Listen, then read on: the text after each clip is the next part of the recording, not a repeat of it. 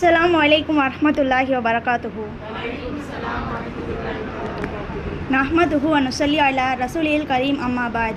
फ़क़द क़ाल अल्लाहु तआला फ़िल क़ुरआनिल अलीम व फ़िल फ़ुरक़ानिल मजीद। अऊज़ु बिल्लाहि मिनश शैतानिर रजीम बिफ़ज़्लि बिस्मिल्लाहिर रहमानिर रहीम। அல்ஹம்துலில்லாஹ். இன்னைக்கு எனக்கு கொடுக்கப்பட்டுள்ள தலைப்பு அறிவு பெண் சமூகத்தின் ஒளிவிளக்கு. அல்லாஹ் குர்ஆனில் சொல்கிறான், ஹல் எஸ்தவில்லதீன யாயிலமூன வல்லதீன லா யாயிலமூன். அறிந்தவர்களும் அறியாதவர்களும் சமமாகுவார்களான்னு கேட்குறான். கண்டிப்பாக மாட்டாங்க. நபி ஸல்லல்லாஹு அலைஹி வஸல்லம் அவங்க சொன்னாங்க, கல்வி என்பது ஒவ்வொரு முஸ்லீமான ஆண் பெண் அனைவரின் மீது கடமை. அவங்க ஆண்களை மட்டும் சொல்லலை, பெண்களையும் தான் சொல்கிறாங்க. கல்வி ஒரு மனிதனை அறிவுடையனாகவும் பண்பாட்டுள்ளவனாகவும் ஒழுக்கமுடையமாகவும் மாட்டுது. கல்வி மனிதனோட அறிவு கண்ணை திறக்கிறது மட்டும் இல்லாமல் சொத்துக்களிலே மிக சிறந்த சொத்தாகவும் கருதப்படுது. கல்வின்றது மார்க்க கல்வியையும் உலக கல்வியோட அறிவையும் பெறுறது தான். நம்ம கற்கிற கல்வி நம்மளோட கல்வி இந்த உலகத்தில் மட்டும் இல்லாமல் மறுமைக்கும் பயன் தரக்கூடியதாக இருக்கணும். இஸ்லாத்தில் முந்தைய காலத்தில் பண்டைய அரபியர்களிடத்தில் பெண்கள் இழிவு பொருளாகவும் சொத்துரிமை பெற தகுதியற்றவர்களாகவும் இருந்தாங்க. அந்த நிலையை இஸ்லாம் தான் தரமட்டமாகி பெண்களுக்கு உரிமையும் சலுகையையும் வாரி வழங்குச்சு. இன்னைக்கு கல்வி கற்பித்தலில் மிகவும் பின்தங்கி இருக்கிறது முஸ்லீம்கள் தான். அதுலேயும் முக்கியமாக சொல்லப்போனால் பெண்கள் தான் பின்தங்கி இருக்காங்கன்னு சொல்ல முடியாது, பின்தள்ளப்பட்டிருக்காங்கன்றது தான் கசப்பான உண்மை. இதோட காரணம் என்னென்னா, கல்வியை பற்றிய சரியான அடிப்படை அறிவில்லாதனால்தான். இஸ்லாத்தில் ஒருபோதும் பெண்களுக்கு கல்வி கற்க வேண்டான்னு தடை விதிக்கவே இல்லை. அந்நிய ஆண்களும் அந்நிய பெண்களும் கலந்துடக்கூடாதுன்னு தான் சொல்லுது இஸ்லாம் சட்டமே தவிர, கல்வி கற்கக்கூடாதுன்னு தொழில் செய்யக்கூடாதுன்னு இஸ்லாம் ஒருபோதும் சொல்லவே இல்லை. கல்வி கற்றுக்கோங்கன்னு ஆர்வம் தான் மூட்டுது. ஆணும் பெண்ணும் ஒருத்தர் சார்ந்து இருக்கிறது தான் இறைவன் வகுத்த இயற்கையின் விதி. அத்தகைய பெண்களை சிறுமைப்படுத்தக்கூடாது என்பதற்காக தான் இறைவன் ஆணிலிருந்து பெண்ணை படைச்சான். அல்லாஹ் சொல்லி காட்டுறான், பெண் இனத்தை சிறுமைப்படுத்துகிறவங்களும் அறியாமையில் ஆழ்த்துற ஆண் இனத்தையும் பாதிக்கும் தான் எச்சரிக்கிறான். ஓடி ஆடி திரிந்து தன்னோட அன்றாட தேவைகளை நிறைவேற்றி களைப்பாக வீட்டுக்கு வரவங்க இன்முகத்தோடனும் சொல்லோடனும் அவங்க பட்ட கஷ்டம் எல்லாமே மறக்கிற மாதிரி பண்ணுறவ பெண் தானும் திருமறையில் அல்லாஹ் சொல்கிறான். ஆணோட குறைகளை மூடி மறைக்கிறதோட அவங்களோட ஆதரவாக வச்சுக்கிறதும் பெண் தான். நபி ஸல்லல்லாஹு அலைஹி வஸல்லம் அவங்க காலத்தில் ஒரு நாள் சில பெண்கள் நபி ஸல்லல்லாஹு அலைஹி வஸல்லம் அவங்க கிட்டே கேட்குறாங்க, யார் ரசூலுல்லாஹ், ஆண்கள் எப்போதும் உங்ககிட்ட அறிவு பெற்றுக்கிறாங்க, நாங்கள் எப்போ இது மாதிரி கற்றுக்கணும், எங்களுக்கு தனியாக ஒரு நாள் ஒதுக்குங்க அப்படின்னு சொல்லி கேட்குறாங்க. அதுக்கு நபி ஸல்லல்லாஹு அலைஹி வஸல்லம் அவங்க என்ன சொன்னாங்க தெரியுமா? பெண்களுக்கு ஏன் கல்வி கற்கணும், ஏன் வேணும் அப்படின்னு சொல்லலை, மாறாக ஒரு நாள் முழுவதும் அவங்களுக்கு சொல்லி கொடுத்தாங்க. இதுலேருந்து என்ன தெரியுதுன்னா, இஸ்லாம் பெண்களை அறிவிலிருந்து தடுக்கலை, அவங்கள கல்வி கற்றுக்கோங்கன்னு ஆர்வம் தான் மூட்டுது. நபி ஸல்லல்லாஹு அலைஹி வஸல்லம் அவங்க அந்த செயலை பாராட்ட தான் செஞ்சாங்க.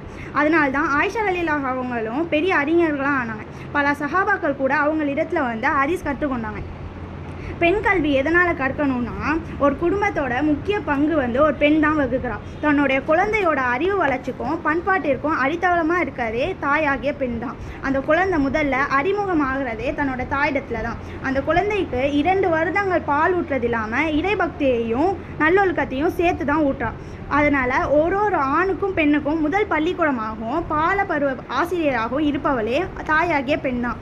அந்த தாய்க்கு நல்ல அறிவும் கேள்வி ஞானமும் இருந்தால் தானே அந்த பிள்ளைக்கு அவ சொல்லித்தர முடியும். தாயை போல பிள்ளை நூலை போல சேலைன்னு சும்மாவா சொன்னாங்க?